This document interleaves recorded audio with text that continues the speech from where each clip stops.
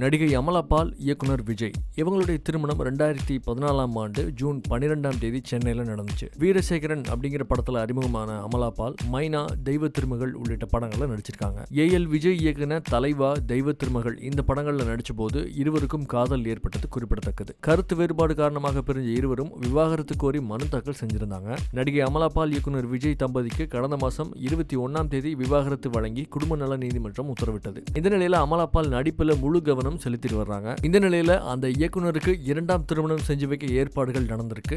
இது குறித்து படப்பிடிப்பில் இருந்தபோதுதான் அவங்களுக்கு தெரிய வந்திருக்கு. தன்னோட முன்னாள் கணவருக்கு திருமணம் அப்படிங்கிற செய்தியை கேட்டதும் அவங்க கேரவனுக்குள்ள ஓடி கேரவனுக்குள்ள அவங்க கதறி கதறி அழுதுருக்காங்க.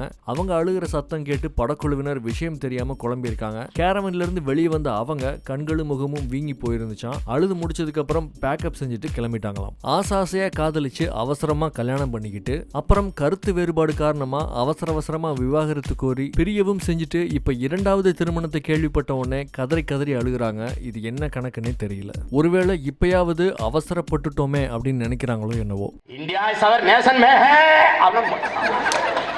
இந்த கையை பார்க்கறான். இது எங்கிட்ட ஏதோ நல்லா வருமானா படா படா ஹே எல்லாம் போயிடுச்சு. அவர் தெளிவா சொல்றாரு, ஸ்வச்ச பாரத். நான் உண்மையை சொல்றேன். நாங்க எப்பவுமே சத்தியம் பேசுவோம், கொஞ்சம் சத்தமா பேசுவோம்.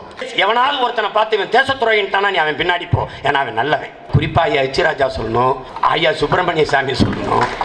அவங்க எல்லாம் சொல்லிட்டாங்கன்னா தேச துரோகிகள் பிரிவினைவாதிகள் அப்பா சரியா போயிட்டு இருக்கு. எல்லாரும் நினைக்கலாம் என்ன ஆச்சு தேசத்துக்குன்னு.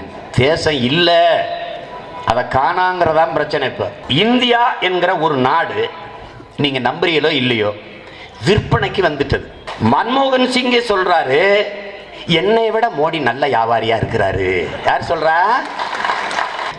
ஒரு பெண்ணு விமானம் ஓட்டுறா, ஒரு பெண்ணு பேருந்துல வேலைக்கு போறா, ஒருத்தி கட்டின புருஷனையும் பெத்த பிள்ளையும் காப்பாற்ற முடியாம விபச்சாரம் செய்கிறா. இதுல எந்த இந்தியாவுக்கு பிரதமர் நம்மன்னு நீ யோசிக்கணும்.